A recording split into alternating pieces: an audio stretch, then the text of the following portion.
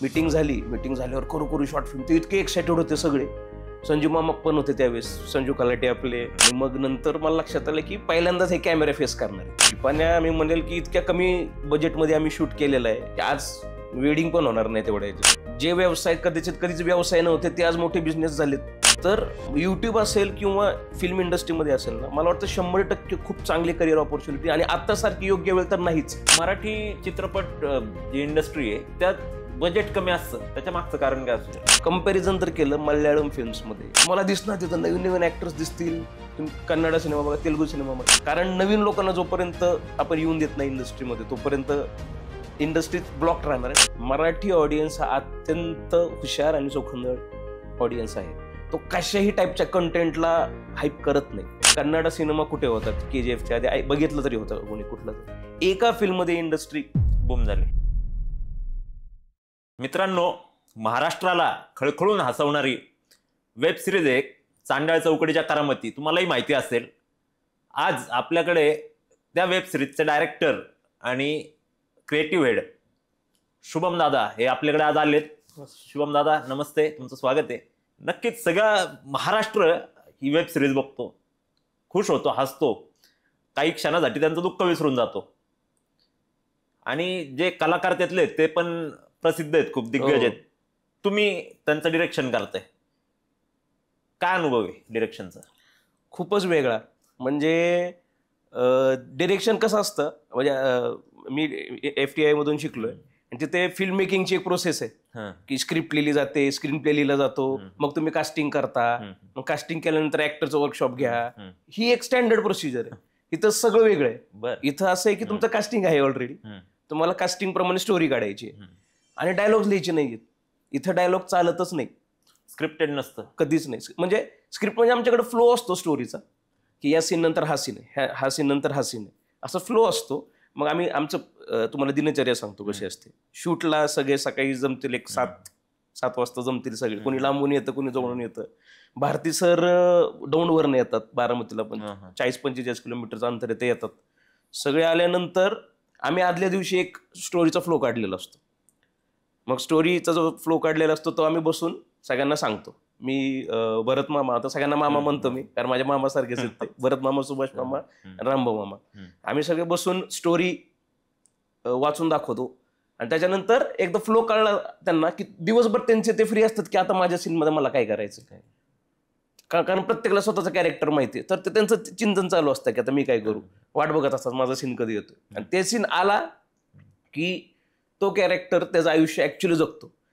चांडाळ चौकटीच्या करामतीमधले जे कॅरेक्टर्स आहेत ते 99% ऍक्च्युली स्वभावाने आयुष्यात तसे आहेत. म्हणजे ऑफकोर्स मी विलनचं म्हणत नाही की ते तसे असतील, पण सगळे स्वभावाने ते नॅचरली तसेच आहेत. म्हणजे रामभाऊ माणूस म्हणून तसेच आहेत, सुभाष मामा तसेच आहेत, भारती सर तसेच आहेत. भारती सर इतके म्हणजे सगळ्यात स्ट्रिक्ट सेटवरचा माणूस. जर कोणी लेट आलं तर त्याची खैर नाही. मी सुद्धा म्हणजे मला सुद्धा आल्यावर मला त्यांची माफी मागावं लागते, सॉरी सर लेट आलो. तर असं आहे की ते जसे आहेत ना ते तसेच रिप्रेझेंट करतात. त्यामुळे त्यांची ऍक्टिंग ऑथेंटिक का वाटते, लोक का रिलेट करतायत ना, कारण ते ऍक्टिंग करतच नाहीत मुळात. ते जे आहे त्यातल्या ज्या गोष्टी आहेत आमच्या सिरीजमध्ये, ज्याही गोष्टी असतात त्या सगळ्या घडलेल्या आहेत कोणाच्या मित्रासोबत, नातेवाईकासोबत, समाजात बघत असतो आणि त्या ऑर्गेनिकली त्या घेऊन येतात सगळे. त्यामुळे त्यांच्यासोबत अनुभव म्हणजे खूपच वेगळ्या टाईपचं फिल्म मेकिंग आहे. तिथं तुम्ही इंडस्ट्रीतले स्टँडर्ड्स लावू शकत नाही की बाबा असंच असतं, ते त्यांच्या पद्धतीने होऊ द्यायचं. आपण फक्त त्यांना टिपण्याचं काम करायचं. कला त्यांच्याकडे इनबिल्ट आहे, त्यामुळे तशी आहे. ही चांडाळ चौकडी कुठं सापडली तुम्हाला? आता तो लय मोठा म्हणजे लंबी स्टोरी आहे ती. असं झालं होतं की मी FTI ला ऍडमिशन घेतलं आणि त्याच्यानंतर युवराज जाधव म्हणून माझे फार जवळचे सर आहेत, तर आम्हाला एक शॉर्ट फिल्म बनवायची होती, पिपानिया. आणि माझा FTI ला एक 6 महिन्याचा कोर्स झाल्यानंतर आम्हाला सुट्टी असते 1 महिन्याची. आम्ही ठरवलं की यार काहीतरी बनवू आपण शॉर्ट फिल्म. आणि मग मला युवराज सरांनी सांगितलं की, आणि त्यावेळेस ऍक्च्युली रामभाऊ ना मी आधी भेटलो होतो रेडिओमध्ये जिथं मी काम करत होतो. तिथून माझी ओळख होती, मैत्री होती रामभाऊंसोबत, पण मला एवढं माहित नव्हतं की एवढे आतरंगी आहेत म्हणून. आणि मग युवराज सर आणि मी कांबळेश्वरला गेलो. पहिल्यांदा मी कांबळेश्वरला गेलो, बारामती तालुक्यातलं नीरा किनारी गाव आहे, जिथं पथनाट्य बघितलं. तिथं त्यावेळेस मला 2017चीच गोष्ट आहे. भरत मामा, सुभाष मामा आणि त्यांचं पथनाट्य पूर्ण जी टीम आहे, मी बघितलं की इतके ते भयानक परफॉर्मन्सेस होते, ऑडियन्स वेड होत होतं, इतकं ऑर्गॅनिकली ते करत होते सगळ्या गोष्टी. सर्व लोकांना म्हणजे एकही माणूस असा नसेल की बाबा तो मोबाईल उघडून सुद्धा बघत असेल, सगळे त्यांच्याकडे सगळे म्हणजे इतकं अट्रॅक्ट करायला पण ती एनर्जी लागते, त्यांची एनर्जी कमाल आहे. मी म्हटलं ह्यांना घेऊनच करायचं, काय करायचं असेल तर. मग पिपण्याची मीटिंग झाली, आणि पिपण्याच्या वेळेस म्हणजे आता त्यावेळेस वेब सिरीज वगैरे काही नव्हतं. सुभाष मामा ग्रामपंचायतमध्ये काम करत होते. रामभाऊ सुद्धा मला वाटतं D.Ed कॉलेजला होते बारामतीमध्ये, आणि भरत मामांची थोडीफार शेती आहे, आणि त्यांचं पण बाकीचे कामं चालत असायचे. हे फक्त पथनाट्य त्यांचा एक नाद होता, करायचं होतं, आणि ते खूप खूप मला वाटतं 20-25 वर्ष करतायत, कंटिन्यू करतायत पथनाट्य.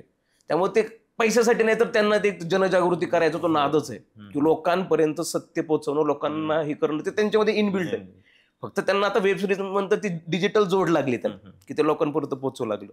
मीटिंग झाल्यावर करू शॉर्ट फिल्म, ते इतके एक्साइटेड होते सगळे. संजू मामा पण होते त्यावेळेस, संजू खलाटे आपले, सगळे जेवढे पण कॅरेक्टर होते सगळे म्हटले चला बनवू. आणि मग नंतर मला लक्षात आलं की पहिल्यांदाच हे कॅमेरा फेस करणार आहेत, म्हणजे फिल्म पहिल्यांदाच फेस करणार आहेत. ते फिल्मचं आम्ही छोटंसं वर्कशॉप घेतलं, आमची टीम होती वगैरे, आणि वर्कशॉपमध्ये इतकी मजा आली, त्यांना सगळी प्रोसेस तुम्ही डिटेलमध्ये समजून घेतली, आणि मग पिपाण्या शूट झाला. म्हणजे पिपाण्या मी म्हणेल की इतक्या कमी बजेटमध्ये आम्ही शूट केलेलं आहे की आज वेडिंग पण होणार नाही तेवढ्या ह्याच्यात, म्हणजे इतकं स्वस्ताच केलंय, कारण आम्हाला करायचं होतं काहीतरी. आणि पिपाण्या झाल्यानंतर ते 1 वर्ष लागले एडिट वगैरे व्हायला. पिपाण्या एकदम लोकांना आवडली, केरळच्या महोत्सवात गेली, खूप ठिकाणी त्याला अवॉर्ड्स भेटले, आणि हॉटस्टार वरती गेली, MX Player वरती गेली, आणि फर्स्टच आमचा प्रयत्न खूप चांगला झाला. मग त्यानंतर माझा कोर्स चालू होता, कारण मी त्यात गणकलो, आणि मग मला एक दिवशी फोन आला रामभाऊंचा की आपण एक वेब सिरीज सुरू करतोय, म्हटलं आपण चांडळ चौकटीच्या कारामध्ये नावाची वेब सिरीज करायची. म्हटलं अरे वा, म्हटलं तुम्ही करताय एकच नंबर गोष्ट आहे, म्हटलं चला आपण बघून येऊ. तर मी गेलो, 10वा एपिसोडचं शूट चालू होतं त्यावेळेस, 9 झाले होते, 10वा एपिसोड चालू होता. तर मी एक बघितलं, ते इतकं त्यांनी मॅनेज केलं होतं शूट, म्हणजे जे पिपाण्याच्या वेळेस गोष्टी कदाचित बघितल्या असतील, शिकले त्यातून, त्यातून त्यांनी खूप चांगली इम्प्लिमेंट केल्या गोष्टी, कॅमेरा अँगल वगैरे. खूप परिपक्व नव्हतं पण त्यांनी सुरू केलं होतं. आणि कॅमेरा कुठं होता त्यावेळेस, मला वाटतंय मोबाईलवरच सुरू होतं सगळं कारनामा, सगळं मोबाईलवर चाललं होतं. मग नंतर एखाद्या एपिसोड मला वाटतं 5-10 एपिसोड नंतर कॅमेरे आले. मग म्हटलं यार हे चांगलं वाटतं, तर मग मी दर्शनवर रविवारी पुण्यातनं यायचं, डिरेक्ट करायचं, शूट करायचं. मी जर एडिट करणार असेल तर मग इथं येऊन एडिट करायचं नाही. हे मग माझं तसं आमचं एक बॉन्डिंग बनत गेलं 2020 पासून, आणि त्यात आजपर्यंत करतोय आम्ही सोबत काम. पण हे जे क्षेत्र आहे हे सगळ्यांना नाही खुणावत, तुम्हाला खुणावलं, घरून अडचणी आल्या का? 100% घडून. म्हणजे असं आहे, आता हे फील्ड असं आहे ना की हे आपल्या सामान्य घरांना माहीत नसतं ह्याच्यामध्ये काय, आणि मला माहीत नव्हतं. ऍक्च्युली आपला आर्टिस्ट एखादा असतो ना, तो नाही विचार करत की याच्यात फ्युचर काय आहे, याच्यामध्ये मी किती पैसे कमवू शकतो. तो नाद असतो की मला हेच करायचंय. आणि मला तर होता की मला केलं तर हेच, मला बाकी काहीच करू शकणार नाही. एवढे डेडिकेशन होतं की मला बाकी काहीच जमू शकणार नाही आयुष्यात, मी फक्त दिग्दर्शन आणि बनवू शकतो गोष्टी. घरी खूप टेन्शन आलं होतं, पण एक गोष्ट खूप मी नशीबवान समजेल स्वतःला, की त्या फील्डची माहिती नसतानाही फक्त आपला मुलगा कशात तरी पॅशनेट आहे आणि तो काहीतरी मोठं करणार आहे म्हणून पाठिंबा मला मिळाला घरून. इन्स्टिट्यूट ऍक्च्युअली माझ्या घरी कळलं पण नाही FTI काय आहे, आणि मुळात मी ओरिएंटेशन जे दिलं होतं इंटरव्ह्यू, तोपर्यंत घरी माहित नव्हतं मी काहीतरी ट्राय करतोय दुसरं म्हणून. तोपर्यंत असं होतं की नोकरी करणार आहे बीटेक नंतर. पण नाही, म्हटलं मला डेअरीमध्ये जॉब तर नाही करायचा आहे, जॉब होणारच नाही. मी सिलेक्शन झाल्यावर घरी सांगितलं की माझं झालंय सिलेक्शन FTIचं. वडील होते, आई होती, इतकं टेन्शन आलं त्यांना, FTI म्हणजे काय तेच समजून नाही, असलं शिक्षण पण असतं म्हणजे हे त्यांना माहित नाही. पण काही नाही, मला वाटतंय ना समजून सांगणं आपल्या हातात असतं. आपले आई वडील शेवटी काय झालं तर ते आपल्यासाठी जे योग्य त्यासाठी ते झगडत असतात आयुष्यभर. आणि माझ्या घरच्यांनी माझ्यासाठी त्यांच्या ऐपतीच्या बाहेर माझ्यासाठी खूप केलं, शिक्षण असेल ते. आता बरेच पालक असे आहेत की आता YouTube हा तसा फुल टाइम बिझनेस आहे, किंवा फुल टाइम त्यातून अर्निंग पण तुम्हाला मिळू शकतो बऱ्याच माध्यमातून. राईट. तर बऱ्याच पालक आत्ता पण की त्यांच्या मुलांना सांगतात की बाबा काय आहे त्याच्यात, काय ठेवलंय, तू शिक्षणाकडे लक्ष दे, किंवा शिक्षण तर पाहिजे, गरजेचंच आहे, बरोबर. पण हे नक्की करिअर झालंय का तेवढं मोठं, त्यातून करिअर घडू शकतं का तेवढं मोठं? कसं आहे, आता हे जे फील्ड आहे युट्यूबचं असेल किंवा आता AIचा पण जमाना खूप आलाय. असं आहे की काळ नेहमी बदलत असतो. जे व्यवसाय कदाचित कधीच व्यवसाय नव्हते ते आज मोठे बिझनेस झालेत. तर युट्यूब असेल किंवा फिल्म इंडस्ट्रीमध्ये असेल ना, मला वाटतं 100% खूप चांगली करिअर ऑपॉर्च्युनिटी. आणि आत्तासारखी योग्य वेळ तर नाहीच. मला वाटतं की ज्यांच्याकडे थोडी कला आहे आणि करण्याची जिद्द आणि कन्सिस्टन्सी, म्हणजे ते सातत्य फार महत्वाचं आहे युट्यूबवर, त्यांनी बिंदास उतरावं. आता पालकांचं असं आहे की हे आपली शेवटी काय झालं तरी आपले पालक आपल्या चांगल्यासाठीच आपल्याला बोलत असतात किंवा आपल्या चांगल्यासाठीच म्हणत असतात. आपल्याला तेच आहे की आपण त्यांना कन्व्हिन्स करू शकतो का? आणि तुम्ही कन्व्हिन्स तेव्हाच करू शकता ज्यावेळेस तुम्हाला स्वतःला कॉन्फिडन्स आहे की मी ह्यात काहीतरी करू शकतो. कारण युट्यूबमध्ये आता आधी कसं होतं की मला वाटतं जे ऍड रेव्हेन्यू होता, ऍड रेव्हेन्यू हाच एकमेव पर्याय होता. इन्कम त्याच्यानंतर हळूहळू युट्यूब शॉर्ट्स आले. आता तुम्ही एका कंटेंटला तुम्ही किती सेल करू शकताय हे जर आपण बघितलं, जर तुम्ही एक 15 मिनिटाची शॉर्ट फिल्म बनवली, त्या शॉर्ट फिल्मचे तुम्ही 3 शॉर्ट्स करू शकता, 4-5 शॉर्ट्स करू शकता, ते युट्यूबवरती व्हायरल होतील आणि त्यांच्यातून तुम्हाला फॉलोअरशिप मिळेल.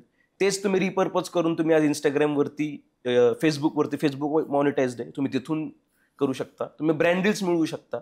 आता युट्यूबवरती ब्रँड कनेक्ट म्हणून आलेलं आहे, इनबिल्ट ऑप्शन आलेलं आहे की ब्रँड्स डायरेक्ट युट्यूब थ्रू तुम्हाला कॉन्टॅक्ट करू शकतील ह्याच्यासाठी. म्हणजे खूप मोठा एक गॅप गेलेला आहे. सो युट्यूब मध्ये उतरण्याची सध्यासारखी चांगली वेळ नाहीये. जर तुमच्याकडे टॅलेंट असेल किंवा मी तर म्हणतो टॅलेंट जरी नसेल तरी तुम्ही टीम जरी असेंबल करू शकत असाल तरी होऊ शकतं. म्हणजे प्रत्येक व्यवसाय करणाऱ्यामध्ये ते टॅलेंट असतंच असं नाही, काम करून घेता येणं पण टॅलेंट वेगळी कला आहे. तर मला वाटतं की पालकांनी सुद्धा थोडंसं अप्रोच बदलणं गरजेचं आहे की नवीन ज्या गोष्टी येतात त्या आत्मसात करायला थोडा वेळ लागतो. कारण जनरेशनचा विषय असतो की त्यांनाही वाटतं असं ह्याच्यात थोडी करिअर असतं. पण मला वाटतं त्यांनी थोडं ओपन माइंडेड ठेवून संवादा थ्रू सर्व होऊ शकतं की तुम्ही व्यवस्थित बसून समजून सांगा. तुम्ही त्यांना आपण प्रेझेंटेशन देतो ना, पिच करतो ना, तसं घरच्यांना पण व्यवस्थित पिच केलं तर मला वाटतं होतंय का. मग आता डिरेक्शनचं क्षेत्र हे खूप मोठं आहे, तसं वास्ट आहे. एक मराठी फिल्म इंडस्ट्री आपण बघू किंवा बॉलिवूड बघू, बॉलिवूड तर जगावर राज्य करतंय असं म्हणू शकतो आपण. तर बरेच अनुराग कश्यप सारखे, राम गोपाल वर्मा, त्यांचा एक जॉनर आहे डिरेक्शनचा. तुम्ही काय असं ठरवलंय की तुमचा हा जॉनर असेल? जॉनर हा, म्हणजे माझी इच्छा ज्या जॉनरमध्ये काम करायची आहे तो हॉरर कॉमेडी असेल किंवा पॉलिटिकल सटायर जो आहे, जो जॉनर ऍक्च्युली मराठीमध्ये काही वर्षांपूर्वी खूप चालत पण होता. म्हणजे जर झपाटलेलं बघितलं तुम्ही, पछाडलेलं, थरथराट, हे हॉरर कॉमेडीज होते. ज्यावेळेस कुणी बनवत नव्हतं हॉरर कॉमेडी, ते चित्रपट काय गोल्डन होते. त्याच्यानंतर कदाचित चांगल्या हॉरर कॉमेडीज आता यायला लागल्यात रिसेंटली. मला वाटतं आल्याड पल्याड वगैरे अशा चांगल्या फिल्म्स यायला लागल्यात. त्यामुळे हॉरर कॉमेडीमध्ये मला काहीतरी ट्राय करायचं आहे. आणि तेच म्हणजे तुमच्या पॉडकास्टच्या माध्यमातून तेच सांगतो की लवकरच चांडाळ चौकटीच्या करामतीची टीम घेऊन आम्ही एक मोठा चित्रपट करायचा प्लॅन करतोय. अरे वा. आणि कदाचित यावर्षी तो शूट होऊ शकतो. तर ते हॉरर कॉमेडीमध्येच काहीतरी एक, म्हणजे ते मला वाटतं पहिल्यांदाच कुठेतरी सोशल मीडियावर येईल की आम्ही करतोय आणि ती हॉरर कॉमेडी झोन मध्येच आहे. तर माझं तेच आहे की हॉरर कॉमेडीमध्ये करायचंय. आणि दुसरी गोष्ट म्हणजे आपले कोर गावातले जे विषय आहेत ना ते मांडायचे जगासमोर, की जे आज जात नाहीयेत. आज काय झालंय की सगळं म्हणजे मराठीमध्ये आपण म्हणतो ना, आता तुम्हालाही माहित असेल, नेहमीच बॉम्बे की प्रेक्षक येत नाहीत किंवा थिएटर्स नाहीयेत किंवा फिल्म चालत नाहीयेत. मला वाटतं कुठेतरी ना आपण आपली ऑथेंटिसिटी गमावली. आपण आपलं काय घेऊनच येत नाहीये ना. त्याच्या मागे काय कारण असेल? कारण आपण अनुकरण करायला आपल्याला फार आवडतं. आपल्याला एक फॉर्म्युला चालला की बाबा त्या फॉर्म्युल्यावरचे 10 फिल्म काढणार. म्हणजे मला वाटतं नागराज मंजुळे सरांनी एक खूप मस्त उदाहरण दिलं होतं. मला वाटतं लोकांना माहित असेल की एक आणि चहाची टपरी टाकली कुठल्या चौकात आणि तो चालायला लागला की 10 जण त्यासमोर तीच टपरी टाकतात आणि ती चालणारी पण बंद पडते. आपल्याकडे तो विषय झालेला आहे की एक काहीतरी चाललं. आता साऊथचे फिल्म चालतायत, ऍक्शन फिल्म चालतायत. मग आम्ही ऍक्शन बनवायला सुरू केली. 2-3 तुम्ही बघितले काही काही फिल्म्स आल्या ज्याच्यामध्ये लो बजेट ऍक्शन फिल्म्स काढले नाही, ते कुठं दिसलेच नाहीत. ते परत लव्ह स्टोरीज आला तर लव्ह स्टोरीज निघाल्या. मला वाटतंय ना आपला ऑडियन्स कोण आहे महाराष्ट्रामध्ये? 60 ते 70% ऑडियन्स कुठे आहे आपला? आपलं मराठवाड्यात ऑडियन्स नाहीये का? आपल्या लातूरमध्ये ऑडियन्स नाहीये का? आपल्या नगरमध्ये ऑडियन्स नाहीये का? आपण जर फक्त पुणे मुंबई पुरते फिल्म बनवणार असेल तर हे बाकीच्या लोकांनी काय बघायचं? मग त्यांना ऑप्शन भेटला साऊथ फिल्म्स बघायचा.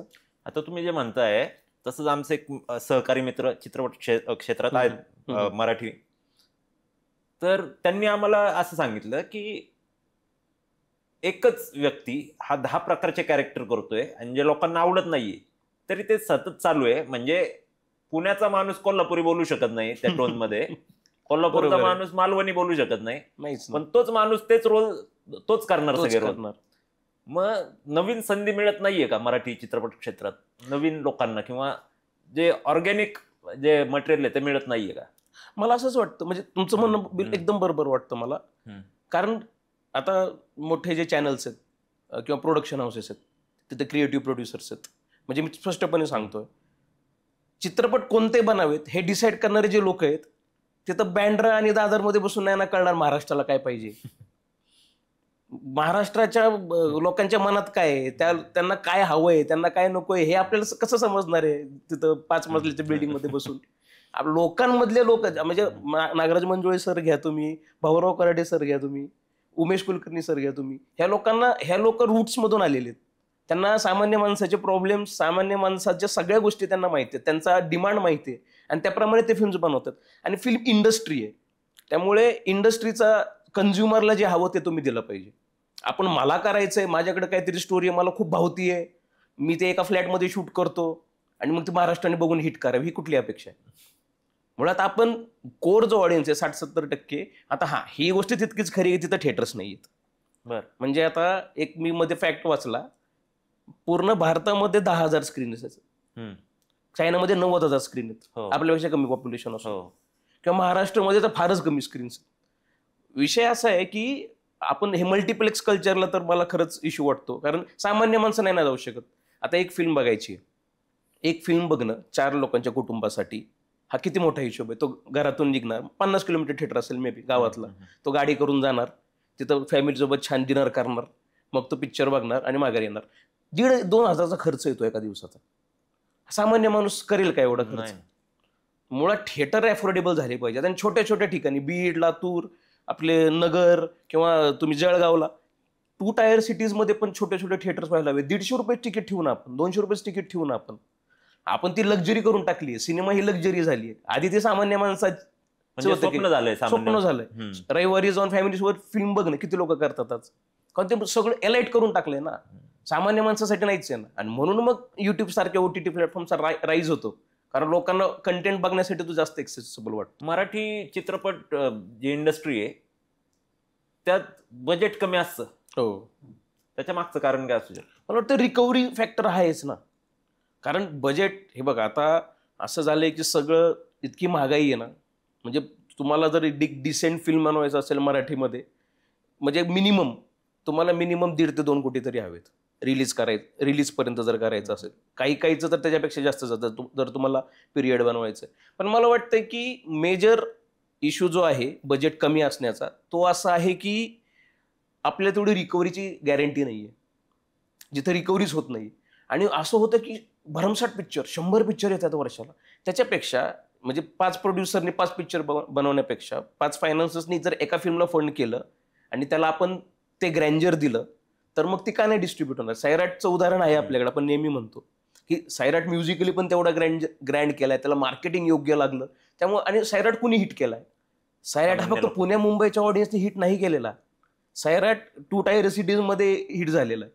म्हणजे लोकांनी गावातून शहरात जाऊन जाऊन फिल्म बघितल्या, तेव्हा ती फिल्म 100 कोटी पार करू शकली. आपल्याकडे पॉवर नाही असं बिलकुल नाही, पण रिकव्हरीची गॅरंटी नसल्यामुळे मुळात बजेट कमी असतं. आणि अजून एक असं मला पर्सनली वाटतं, बजेट कमी असण्यामागचं अजून एक मोठं कारण म्हणजे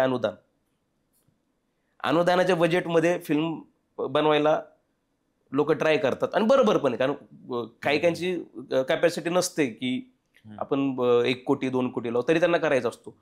पण त्या अमाऊंटमध्ये चित्रपट कसा बनणार याच्यावर पण लक्ष ठेवलं पाहिजे. मी 20 लाखात, मी 15 लाखात फिल्म करायचं बघतो, आणि त्यानंतर माझं डोक्यात असतं की मग मला अनुदान भेटेल आणि मग मी एकदम काय म्हणतात त्याला प्रॉफिटमध्ये राहील. मग प्रॉफिट जिथं आलं तिथं फिल्म चांगली कशी बनेल, आणि फिल्म चांगली बनली तर ऑडियन्स कसा येईल? ते सगळं एक सर्कलच आहे. नाही, पण आता आपण हा विचार करत असतो.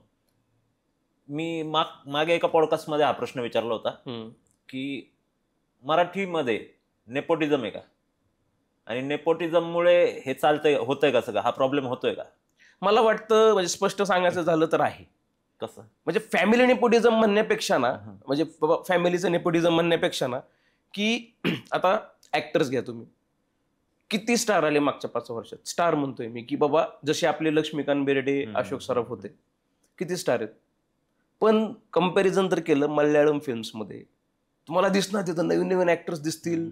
तुम्ही कन्नड सिनेमा बघा, तेलुगू सिनेमा बघा, तर तेलुगूचं एक कमर्शियल त्यांचं आहे वर्ल्ड. पण होत आहे काय ना, आपल्याकडे फक्त फेस तर आहेच, पण आपल्याकडे टेक्निकली म्हणजे चांगले लेखक, चांगले दिग्दर्शक, चांगले चांगले लोक कुठं गायब झाली कधी कधी समजत नाही ना. एक फिल्म करून गेलेत लोक. कारण मला वाटतंय की मराठीमध्ये पॉलिटिक्स तर आहे. अच्छा, पॉलिटिक्स तर आहे, नेपोटिझम नसलं तरी पॉलिटिक्स आहे. कारण माझी फिल्म म्हणजे मी जी फिल्म पिच करत होतो, म्हणजे मी चांडळ चौकटीला घेऊनच आम्हाला चित्रपट करायचा प्लॅन होता. आणि मी स्टोरी घेऊन मी पिच पण केली खूप ठिकाणी, प्रोडक्शन हाऊसेसला वगैरे. पण नाहीये, नवीन माणूस आला की काही ठिकाणी इन्सिक्युरिटी आहे लोकांची. त्यामुळेच कदाचित मराठीमध्ये आज जे चांगले सिनेमे बनण्याचा जो रेट होता तो सध्या नाही असं मला वाटतं. कारण नवीन लोकांना जोपर्यंत आपण येऊन देत नाही इंडस्ट्रीमध्ये, तोपर्यंत इंडस्ट्रीत ब्लॉक राहणार. आणि तेच झालंय ना, तेच फेसेस आपण किती दिवस बघणार आहोत. नवीन ऍक्टर्स नाही आहेत का आपल्याकडे, किंवा नवीन डिरेक्टर्स नाही आहेत का? आपण हॉरर का ट्राय करत नाही, आपण फोकलोर का ट्राय करत नाही, आपण ऍक्शन चांगल्या प्रकारे का करू शकत नाही? आता ह्याचं उत्तर बजेट असेल. आणि परत ते मागचाच आपण जो प्रश्न विचारला की बजेटच्या सगळी गणिते शेवटी क्वालिटीवरती, तुम्हाला किती चांगलं करायचंय, तर आहे इश्यू. आता तुम्ही हे जे बोलताय पॉलिटिक्स जे आहे मराठी फिल्म इंडस्ट्रीमध्ये, त्यात एकाच ऍक्टरला एक काय म्हणता येईल त्याला, एक मोठा हिरो दाखवण्याचा प्रयत्न केला जातो. पण तो हे आपल्या पण डोळ्याला कळतं की बाबा तो नाहीये त्या कॅपॅसिटीचा माणूस. बरोबर. त्यामुळे बजेट वगैरे सगळ्या गोष्टी बाजूलाच राहिल्या. आणि तुम्ही ज्या पद्धतीने बोलताय की 5 वर्षात एकही स्टार झालेला नाहीये, माझ्या मते 10 वर्षात एकही स्टार झालेला नाही. बरोबर. स्टार एखादा बनवण्यासाठी काय करावं लागेल? स्टार एखादा बनवण्यासाठी आता मुळात प्रश्न हा आहे की मराठीला स्टार पाहिजे का? आपला जो ऑडियन्स आहे हा स्टार्स बघून जाणार ऑडियन्स आहे का, हे पण आपण एकदा बघितलं पाहिजे. कारण आपला एकतर गोष्ट खरी. आता तुम्ही फॅन्टेचं उदाहरण घ्या, किंवा ख्वाडाचं उदाहरण घ्या, किंवा बबनचं उदाहरण घ्या. कोण स्टार्स होते याच्यामध्ये, किंवा कोण एस्टॅब्लिश फेसेस होते? मराठी ऑडियन्स हा अत्यंत हुशार आणि चोखंदळ ऑडियन्स आहे. तो कशाही टाईपच्या कंटेंटला हाईप करत नाही, बिलकुल करत नाही. मराठी ऑडियन्सला मुळात स्टार फॅक्टरचा फरक पडत नाही असं मला पर्सनली वाटतं. चांगला कंटेंट असेल, त्यांना रुचणारी कथा असेल, तर आपला ऑडियन्स जातो. पण स्टार जर बनवायचंच असेल तर आपल्याला त्या टाईपचे सिनेमे बनवावे लागतील, आपल्याला त्या टाईपची इमेज बनवावी लागेल ऍक्टरची. कारण स्टार बनवणे हे फक्त फिल्मचं काम नाही. आज तुम्ही साऊथचे स्टार्स बघितले, त्यांचा खूप मोठा पीआर मेकॅनिझम त्यांच्या पाठीमागे असतो. आणि तुम्ही एखाद्या फिल्ममध्ये स्टारचं इंट्रोडक्शन बघा, तेलुगू फिल्ममध्ये आधी 10 लोक बोलणार की हा तसा होता, ह्याने हे केलं, त्यांनी ते केलं, नंतर दरवाजा तोडून मी येईल. आपल्याकडे कसं होतं? आपल्याकडे ते नाहीये. कारण आणि मला कधी कधी वाटतं ते खूप चांगलं पण आहे. आपलं नाही गरज आहे आपल्याला त्या स्टारडमची. आपला कंटेंट रिच सिनेमा आहे आणि तोच पुढे जाईल. आणि मला असं वाटतं की आता पुढचा जमाना तोच आहे. Content is the king. कारण तसं नसतं तर खूप सारे सिनेमे रिलीज सुद्धा झाले नसते. तुम्ही तुंबाडचंही उदाहरण घ्या. पण हे सगळं करत असताना कमर्शियली पण कुठेतरी विचार केला पाहिजे मराठी फिल्म्सने, असं नाही वाटत का? बरोबर आहे. मला वाटतं पॅकेजिंग केलं पाहिजे. म्हणजे आता मी जस्ट अजून माझी फिल्म ट्राय आउट करतोय, किंवा मी पण गणित जुळवायचा प्रयत्न करतोय की आपली फिल्म चांगली होण्यासाठी किंवा ती कमर्शियलायझेशन होण्यासाठी आपण मार्केटिंग कसं करतो. म्हणजे मला असं वाटतं काही काही फिल्म्स रिलीज होणार आहेत पुढच्या आठवड्यात, या आठवड्यात ट्रेलर आहे, मग त्या टीजर आहे, मग 3-4 दिवसांनी ट्रेलर आहे, आणि गाणी पण एकदम फिल्मच्या 1-2 दिवस अगोदर रिलीज होतात. तेच तुम्ही एक मार्केटिंग स्ट्रॅटेजी बाकीच्या फिल्मची बघा, तुम्ही पुष्पाची मार्केटिंग स्ट्रॅटेजी बघा, म्हणजे सगळ्यात अभ्यास करण्यासारखी. त्यांचं पोस्टर, मोशन पोस्टर, मग लिरिकल म्युझिक व्हिडिओज, मग त्याच्यानंतर एक स्ट्रॅटेजी आहे त्यांची प्रॉपर. आपल्यामध्ये स्ट्रॅटेजी नाहीये मार्केटिंगची. मुळात मार्केटिंगवर पैसा खर्च करावा असं आपल्याला वाटतच नाही. आपल्याला वाटतं मी लय भारी फिल्म बनवली, लोक व्हिडिओ होणार आहे थिएटरमध्ये जाऊन. अरे पण लोक थिएटरला का जातील? लोकांना कळणार कसं? आज 15 कोटी जनता आहे, त्यांना थिएटर पर्यंत येण्यासाठी तुला मार्केट करावं लागेल. कुठलंही प्रोडक्ट मार्केटच करावं लागेल. ते आपल्याकडे व्यवस्थित होत नाही, आणि पॅकेजिंग व्यवस्थित होत नाही. ट्रेलर्स म्हणजे काही ट्रेलर्स बघून मी फिल्मला कसं जाऊ असे होतात की अख्खी स्टोरी सांगून दिली ट्रेलरमध्ये. म्हणजे मला एक मेजर इश्यू वाटतो हा, की आपण ट्रेलर असे म्हणजे आपल्या मराठी फिल्मचे काही ट्रेलर्स असे आहेत की ते अख्खी फिल्म समजून जाते. कारण ट्रेलर म्हणजेच तुमचं मेन फेस आहे ना, फिल्मचं कव्हर आहे. थिएटरमध्ये जाऊन पैसे का वाया घालतो? एक्झॅक्टली. मग ते थोडंसं आपल्याला शिकणं फार गरजेचं आहे अजून, मार्केटिंग मधून, याच्यामधून. ह्या ज्या लोकल इंडस्ट्रीज आहेत सगळ्या रिजनल आहेत. कन्नड सिनेमा कुठे होता? KGFच्या आधी बघितलं तरी होतं कोणी कुठलं तरी एका फिल्ममध्ये इंडस्ट्री बूम झाली, ट्रान्सफॉर्म झाली. आज कंतारा करतायत, कंतारा 2 करतायत. काय केलं त्यांनी असं? हे थोडंसं आपण अभ्यास करणं फार गरजेचं आहे. आणि खूप अवघड गोष्टी केल्यात असं नाही घेत त्यांनी खूप सिम्पल बट लोकांना स्टडी करून बिहेवियर पॅटर्न बघून लोकांना काय हवंय हे करणं इतकं अवघड नाही. आता आपण बऱ्याचदा क्लॅशेस हे ऐकतोय मराठी कलाकारांकडून, म्हणजे अभिनेते असतील चित्रपटातले, त्यांचं म्हणणं असं आहे की ह्या रील स्टार्सला फुकट भाव दिला जातोय, त्यांची जागा आहे कुठेतरी खातायत असं ते दिसतंय. बरोबर आहे. पण त्याच ठिकाणी आपण बॉलिवूडमध्ये पाहिलं तर अपकमिंग म्हणजे रायझिंग कलाकार असतील, बाकीचे रॅपर्स असतील, सिंगर असतील, त्यांना शाहरुख कडून संधी दिली गेली किंवा विविध अभिनेत्यांकडून. ही इनसिक्युरिटी मराठी कलाकारांमध्ये काय? हा म्हणजे आता त्याचं कारण असं मला वाटतं, म्हणजे कारण सांगता येणार नाही कारण प्रत्येकाचे पॉईंट ऑफ व्ह्यू असतात. बट माझं मी सांगू शकतो किंवा मी ज्या लोकांसोबत काम करतो त्यांचं एक सांगू शकतो की रील स्टार्स कोण आहेत मुळात. ज्या लोकांना कदाचित खूप आधी सिनेमा बनवायचा होता किंवा ज्यांना काहीतरी हिरो बनण्याची एक आशा होती जी कधी पूर्ण नाही झाली, त्यांना आज मोबाईल हातात, त्यामुळे त्यांना माहिती आहे की इथं मी बनवून टाकल्यानंतर अख्खं जग बघणार आहे. आणि त्या लोकांना ती किती चांगली संधी आहे. मुळात डेमोक्रॅटाइज जे म्हणतो आपण ते झालेलं आहे की आज कोणीही ठरवलं तर काहीही करू शकतो. आणि मला वाटतं ना आपण जर करायला लागलो ना प्रत्येकाला की हा रील स्टार आहे, हा छपरी आहे, तो त्याचं करतोय ना, तो तुमच्याकडे येतोय का काम मागायला, तो जातोय का ऑडिशन द्यायला? नाही. त्याच्याकडे फोन आहे, तो फोनवर स्वतःचा बॅलन्स टाकून स्वतः शूट करतोय, एडिट करून टाकतोय. आता समाजाला आवडतंय तर आपण कोण ठरवणार की तो वाईट आहे की चांगलं आहे? समाज त्याला सपोर्ट करतोय म्हणून साखा समाज त्याच्या पाठीमागे आहे. आणि काय रील स्टारची मस्ती तेवढी उतरवली पण आहे त्यांनी जर आल्यानंतर. म्हणजे तुम्हाला माहिती आहे ऑडियन्स खूप ट्रान्सपरंट आहे आपण. त्यामुळे मला वाटतं की मी त्या रील स्टार्सला ऍक्च्युली असं छपरी वगैरे कधीच म्हणू शकत नाही. मला वाटतं कलाकार हा कलाकार असतो आणि प्रत्येकाच्या पात्रतेप्रमाणे किंवा त्याला जे रिसोर्सेस आहेत त्याप्रमाणे तो फुलत जात असतो. आणि हे जर फिल्म्समध्ये येत असतील तर मला वाटतं ते अडचण नाहीये, पण त्यांना येताना तेवढं या माध्यमाची माहिती असणं की मग फिल्मसाठी कसं करायचं गोष्टी किंवा ऍक्टिंगचं थोडंसं एक ट्रेनिंग तुम्ही थोडंसं अपग्रेड झालं पाहिजे. तुम्ही त्याच गोष्टी जर इथं केल्या तर ते नाही चालणार. दोन्ही माध्यमं वेगळी आहेत. मुळात आपण जेलस व्हायचं कारणच नाही. फिल्म आणि हे जे सोशल मीडिया ही माध्यमं फार वेगळी आहेत. नाही, माझं म्हणण्याचा अर्थ असा आहे त्याच्यात की जेलसी कलाकारांमध्ये जास्त आहे. असतेच ना की हा रील स्टार येतोय, आमची 10 वर्षाची मेहनत आहे आणि हा येतो, हा आमची जागा घेतोय फिल्ममध्ये. त्याच्या मागचं कारण काय असू शकतं? काय त्यात मानधनाचा फरक असू शकतो किंवा एक नवीन माणूस येतोय, तो नकोय आपल्याला इंडस्ट्रीमध्ये. 100% न्यू कमर्ससाठी इंडस्ट्री तर अवघड आहे कुठल्याही. मग ते रील स्टार असू किंवा चांगला शिकून गेलेला असू. 3 कोर्स करून मास कॉम करून गेलेल्या मुलाला पण तेवढंच अवघड आहे, रील स्टारला पण तेवढंच अवघड आहे आतमध्ये शिरणं. मुळात असं आहे की इन्सिक्युरिटी, मला वाटतं कलाकार आणि इन्सिक्युरिटी हे अभेद्य नाते आहे. कुठल्याही कलाकाराला थोडी का इन्सिक्युरिटी होतेच. पण आता त्यांच्यासाठी मी तर बोलू शकत नाही की ज्यांना ही होते.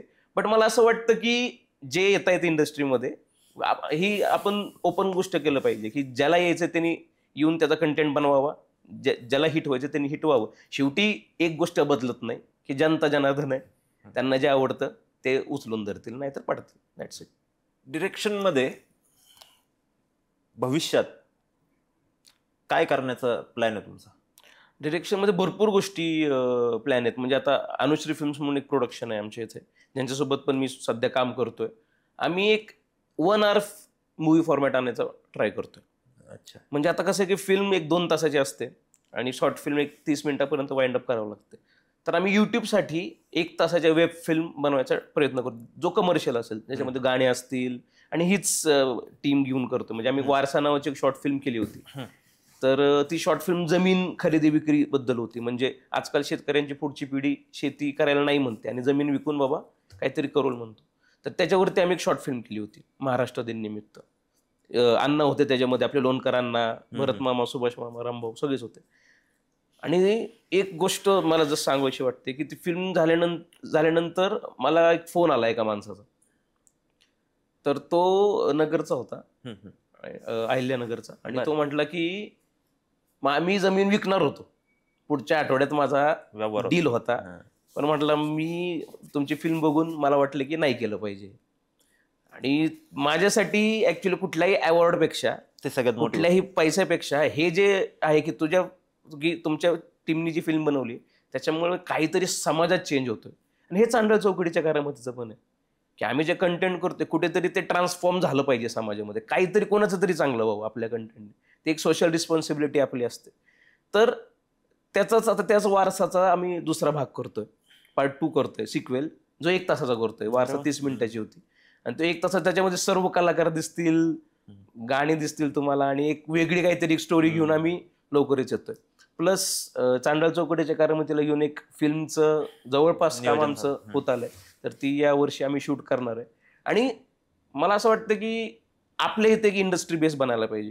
म्हणजे सगळ्यांनाच मुंबईला जायची गरज नाही असं मला पर्सनली वाटतं, की तुम्हाला जर खरंच काही चांगलं करायचंय, तुमच्याकडे नॉलेज आणि चांगली टीम आहे, तर तुम्ही कुठूनही करू शकता. त्यामुळे भविष्यात चित्रपटच करायचे, OTTs वगैरे सगळ्याच गोष्टीसाठी करायचंय. बट जे काही करायचंय ते सुरुवात तर ऑफकोर्स चांडळ चौकटीच्या करामतीमुळेच झाली. म्हणजे मला दिग्दर्शक म्हणून ओळख त्यांच्यामुळेच मिळाली. मी त्यांच्यामुळेच खूप एक्सपेरिमेंट करू शकलो, काम करू शकलो आणि त्यांना घेऊनच आता एक मोठ्या पडद्यावरती करायची इच्छा आहे. चित्रपट हा समाजाचा आरसा असतो असं तुमच्या बोलण्यातूनच आलं की तुम्ही वारसा नावाची शॉर्ट फिल्म केली आणि त्याच्यातून परिवर्तन दिसलं तुम्हाला.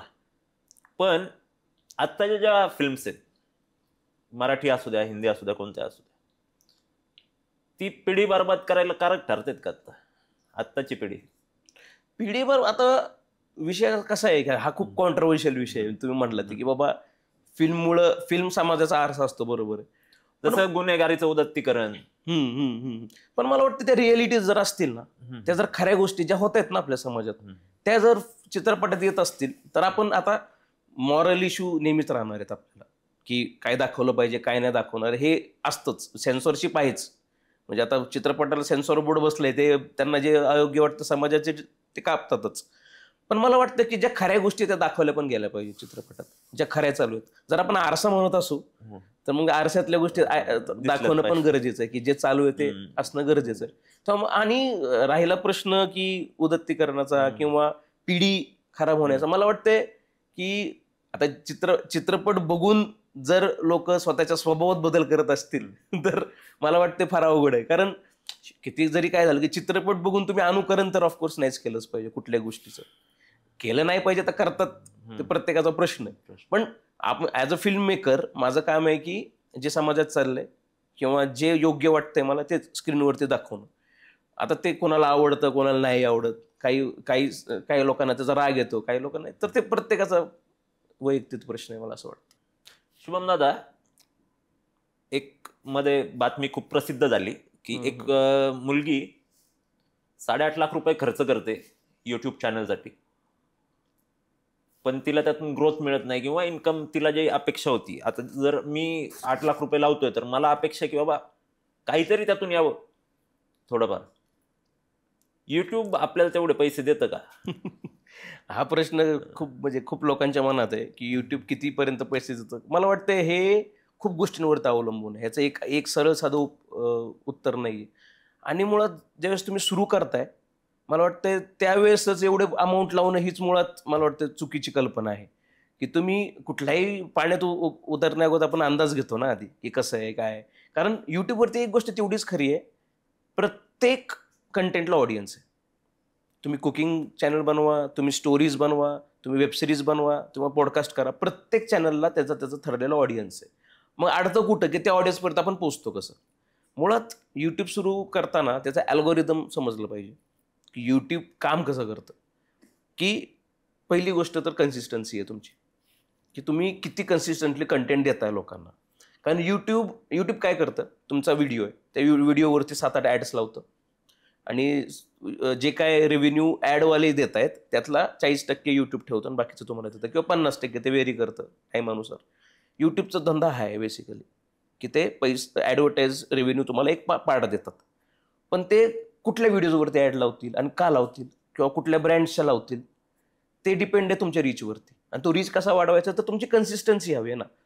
ज्या चॅनलवरती सारखा कंटेंट येतोय तो कंटेंटच यूट्यूब रिकमेंड करणार, कारण यूट्यूबला त्यात फायदा आहे की जो कंटेंट सारखा येतोय.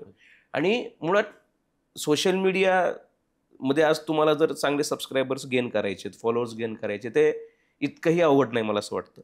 एक तर कन्सिस्टन्सी, दुसरं निश म्हणतो आपण त्याला, की एक स्पेसिफिक टॉपिक तुमचा काहीतरी हवा आहे किंवा काहीतरी एक जॉनर घेऊन तुम्ही उतरलं पाहिजे.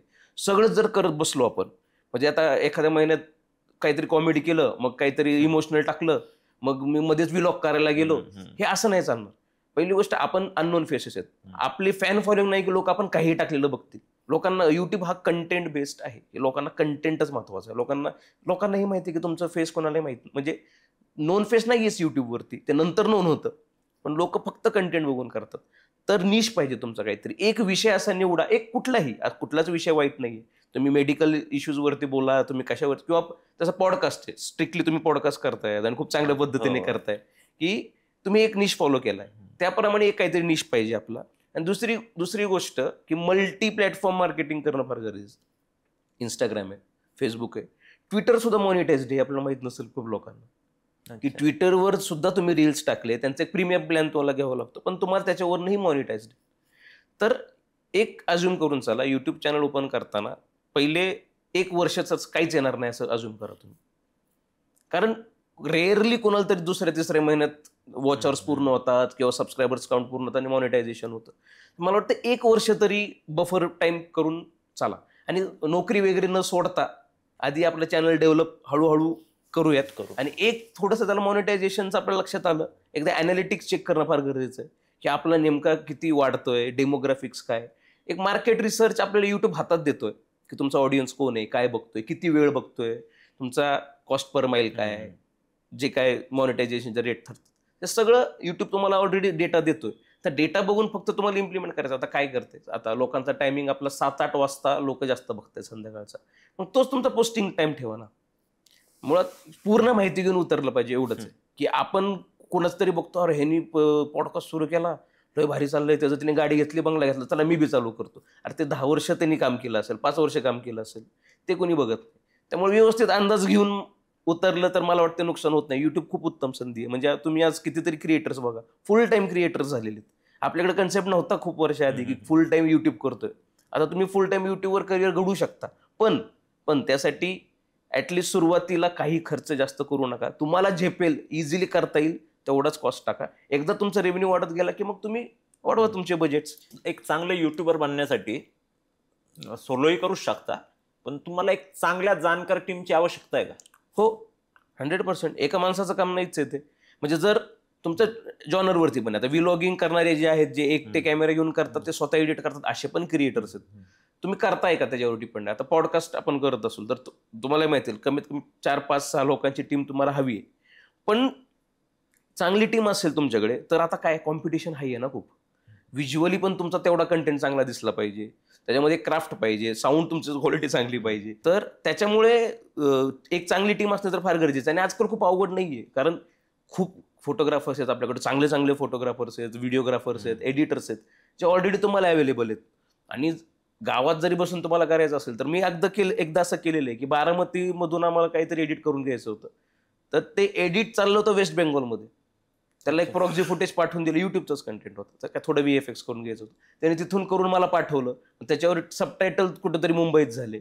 आजकाल तर खूप पॉसिबल आहे की तुम्ही कुठूनही काम करून घेऊ शकता, जेवढं इंटरनेटचं इव्होल्युशन झालं.